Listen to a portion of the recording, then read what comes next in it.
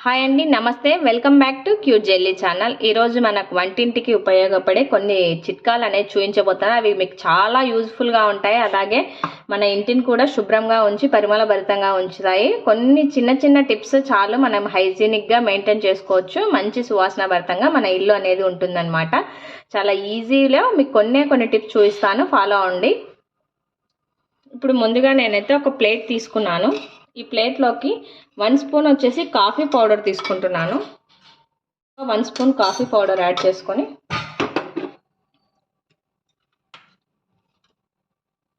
ఇందులోకి కొద్దిగా వచ్చేసి కొబ్బరి నూనె యాడ్ చేస్తున్నాను. నేను కొద్దిగా కొబ్బరి నూనె యాడ్ చేసి స్పూన్తో మిక్స్ చేసుకోవాలి ఇలా కాఫీ పౌడర్ని. ఈ విధంగా కాఫీ పౌడర్ అంతటిని చక్కగా కొబ్బరిలో మిక్స్ చేసుకున్న తర్వాత దీన్ని ఏదైనా ఒక ప్రమిద తీసుకోండి, ఇలా చిన్నది. ఇందులోకి యాడ్ చేసుకోవాలి మనం ఈ కాఫీ పౌడర్ని. వచ్చేసి కాఫీ పౌడర్ యాడ్ చేసిన తర్వాత ఇందులోకి ఒక 3 లవంగాలు యాడ్ చేస్తున్నాను. నేను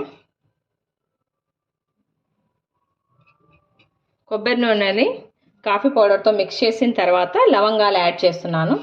లవంగాలు యాడ్ చేసిన తర్వాత ఒక 2 ఒత్తులు ఉంటాయి కదా మనం పూజకు ఉపయోగించేటివి, ఈ విధంగా 2 ఒత్తులను కలిపి ఒకటిగా చేసుకొని ఈ కాఫీ పేస్ట్ మీద మనం పెట్టేసుకోవాలి.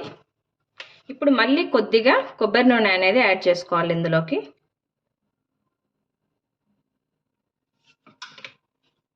మనం ఒత్తిని కొద్దిగా ఈ కొబ్బరి నూనెలో తడిపేసుకుందాం. ఇలా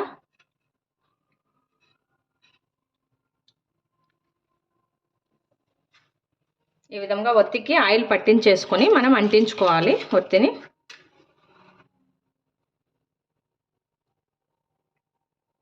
ఈ విధంగా ఒత్తిని వెలిగించేసుకున్నట్లయితే ఇది మనకు ఒక 1/2 అవర్ పాటు వస్తుంది. 1/2 అవర్ టు 1 అవర్ దాకా వస్తుంది దగ్గరగా.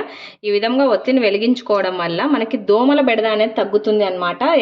మామూలుగా ఈవినింగ్ కాలం సాయంత్రం అయ్యేసరికి మనకి చీకటి పడేసరికి దోమలు ఎక్కువగా వస్తూ ఉంటాయి కదా. చాలా మటుకు all out, jet coins, fast cards అవి వెలిగిస్తుంటాం కదా, అవి పిల్లలకి మంచిది కాదనమాట. చాలా మంది కూడా అలర్జీస్ వస్తాయి వాటి వల్ల. ఎలాంటి ఇబ్బంది లేకుండా ఈజీగా మనం ఇంట్లో ప్రిపేర్ చేసుకున్నట్లయితే దోమల బెడద మనకు తగ్గుతుంది. ఖచ్చితంగా ఈ ట్రిప్ వర్క్ అవుతుంది, అందరూ ట్రై చేయండి. నెక్స్ట్ మనం ఈ విధంగా ఒక బౌల్ తీసుకోవాలి. ఇందులోకి కల్ల ఉప్పు, రాళ్ళ ఉప్పు అంటాం కదా, ఆ ఉప్పుని అనేది యాడ్ చేస్తున్నాను నేను. ఈ విధంగా కొద్దిగా రాళ్ళ ఉప్పు యాడ్ చేసిన తర్వాత మనం ఇందులోకి ఏదైనా కానీ మనం బట్టలకి ఫ్రాగ్రెన్స్ అనేది వాడుతుంటాం కదా, కంఫర్ట్ కానీ ఇలా సాఫ్ట్ టచ్, ఇంకా వేరే ఏదైనా కానీ మీ ఇష్టం. ఇలా కంఫర్ట్ కానీ సాఫ్ట్ టచ్ కానీ కొద్దిగా యాడ్ చేయండి ఇలా ఉప్పులోకి. చాలా ఎక్కువగా అవసరం లేదు. ఉప్పు నార్మల్గానే న్యాచురల్ ఎయిర్ ఫిల్టర్గా మనకు యూజ్ అవుతుంది అనమాట. ఈ విధంగా ఈ కంఫర్ట్ని కానీ సాఫ్ట్ టచ్ని కానీ మనం ఏదైనా ఫ్రాగ్రెన్స్ని యాడ్ చేసి ఏదైనా ఒక మూలకి ఇలా ఉంచేసుకున్నట్లయితే మనకి ఇల్లు మంచి సువాసన భరితంగా ఉంటుంది. మనం ఎక్కడైనా ఒక చోట పెట్టినట్టయితే మనకు ఏ రూమ్ ఫ్రెషనర్లో అవసరం లేదు, మంచిగా ఎయిర్ ప్యూరిఫై అయిపోయి మంచి సువాసన భరితంగా ఉంటుంది ఇల్లు. ఈ ఉప్పుని మనం డే బై డే కానీ డైలీ కానీ మీ ఇష్టం, మీ వీలుని బట్టి మీరు చేంజ్ చేసుకొని మళ్ళీ యాజ్ ఇట్ ఈజ్గా ఇలాగే ఉంచుకోవాలి.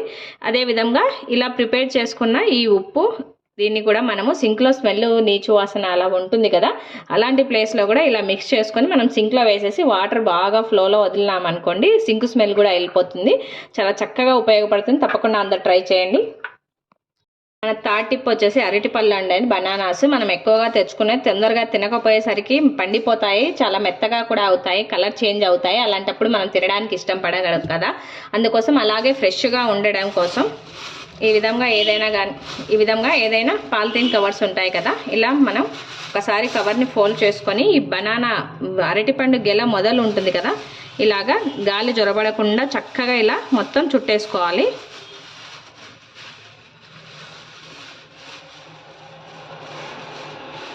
చుట్టేసుకొని ఒకసారి ఇలా కట్టేసుకోండి, గట్టిగా ఊడకుండా కవర్ మనకి మొత్తం ఇలా కవర్ చేసినామనుకోండి. ఇలా 5 to 6 days కాదు, 1 week అయినా సరే మనకు బనానాస్ అనేవి ఫ్రెష్గా ఉంటాయి. మనం తినడానికి కూడా ఈజీగా ఉంటుంది అనమాట. కలర్ చేంజ్ అయ్యి మెత్తబడితే మనం తినలేం కదా. ఈ టిప్ చాలా ఉపయోగపడుతుంది. మనకు బనానాస్ వేస్ట్ కావు, అలాగే మనీ కూడా సేవ్ అవుతుంది. టిప్ వచ్చేసి వెల్లుల్లి అనమాట. వెల్లుల్లిని మనం ఒలవడానికి ఇలా నెయిల్స్ ఉపయోగించినట్టయితే ఈ వెల్లుల్లి రసం అనేది మనకు గోర్లలోకి వెళ్ళిపోయి చాలా మంటగా నొప్పిగా ఉంటుంది కదా, అందుకని చాలా కొద్దిగా ఉంటే మనం ఈజీగా పీల్ చేసుకోగలం. ఎక్కువ ఉన్నప్పుడైతే ఈ వెల్లుల్లిని ఒలుచుకోవాలంటే చాలా కష్టంగా ఉంటుంది కదా, అలాంటప్పుడు మనం ఏం గోర్లు ఉపయోగించకుండా ఈ విధంగా వెల్లుల్లిని తీసుకొని ఒక చిన్న ఘాటు పెట్టేసుకోవాలి నైఫ్తో. హ్యాపీగా ఇలా ఈజీగా ఒలిచేసుకోవచ్చు అనమాట. చాలా ఈజీగా అయిపోతుంది. మనం ఎన్ని ఉన్నా సరే చాలా ఈజీగా, మనం చాలా ఎక్కువ ఉన్నా కానీ ఇలా ఈజీగా ఒలిచేసుకోవచ్చు అనమాట.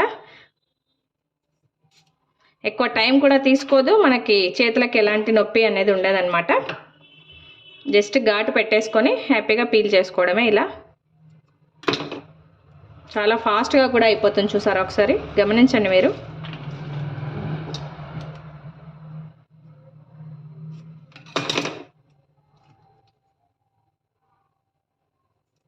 మనకి ఈ రసం కూడా నెయిల్స్లోకి వెళ్ళిపోదన్నమాట. చాలా ఈజీగా మనం పీల్ చేసుకోవచ్చు. వీలైనన్ని మనం 1 కిలో ఉన్నా కానీ మనం ఎక్కువ క్వాంటిటీలో ఉన్నప్పుడు వాటర్లో తడిపేసి అలా ఇలా చాలా కష్టపడిపోతుంటాం కదా వీటిని పీల్ చేయడానికి. అలా ఏమి ఇబ్బంది పడకుండా ఇలా హ్యాపీగా మనం తీసేసుకోవచ్చు అనమాట. మన నెయిల్స్లోకి ఎటువంటి రసం వెళ్ళదు, గోర్లు మంటగా కూడా ఉండవు. చాలా ఈజీ వేలో 1 కిలో ఉన్నా సరే హ్యాపీగా మనం వీటిని ఎల్లిపాయల్ని పీల్ చేసుకోవచ్చు. చాలా యూజ్ఫుల్ అండి. ఈ టిప్ తప్పకుండా ట్రై చేయండి. నెక్స్ట్ మన లాస్ట్ టిప్ వచ్చేసి, మనం పెన్నం మీద దోశ ప్యాన్ మీద దోశలు వేసేటప్పుడు అతుక్కుంటూ ఉంటాయి. తరచూ మనం ప్యాన్ కొనాలంటే చాలా కాస్ట్లీ ఖర్చు అవుతుంది కదా, అందుకోసం మనం ఉన్న ప్యాన్ని హ్యాపీగా మళ్ళీ యూజ్ చేసుకోవచ్చు చాలా ఈజీ వేలో. ఈ విధంగా ప్యాన్ పెట్టేసుకొని స్టవ్ని సిమ్లో ఉంచుకోవాలి. ఇప్పుడు ఈ ప్యాన్ మీదకి ఈ మెత్త ఉప్పు ఉంటుంది కదా, ఈ ఉప్పు అనేది ఈ విధంగా ప్యాన్ అంతటికి స్ప్రెడ్ చేసుకోవాలి. నెక్స్ట్ ఇది వచ్చేసి ఐస్ క్యూబ్ అనమాట, గడ్డ కట్టింది ఐస్. ఈ ఐస్ని ఇలా ఉంచేసి పెన్నం మీద రబ్ చేసుకోవాలి బాగా. ఈ విధంగా రబ్ చేసి మనకి ఉప్పు అంతా కరిగిపోవాలన్నమాట. ఇలా ఒక 3 to 4 minutes దాకా చేస్తూ ఉండండి మీరు.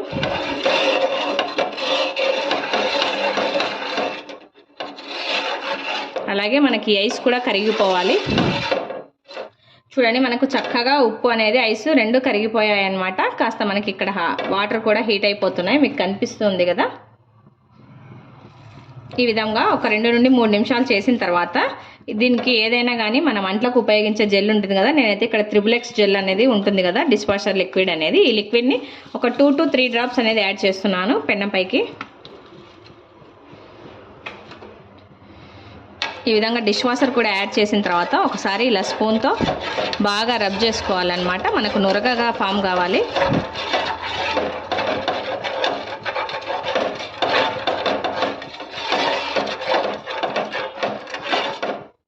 ఈ విధంగా మనకు బాగా నురగ వస్తున్నప్పుడు స్టవ్ ఆపేసుకోవాలన్నమాట.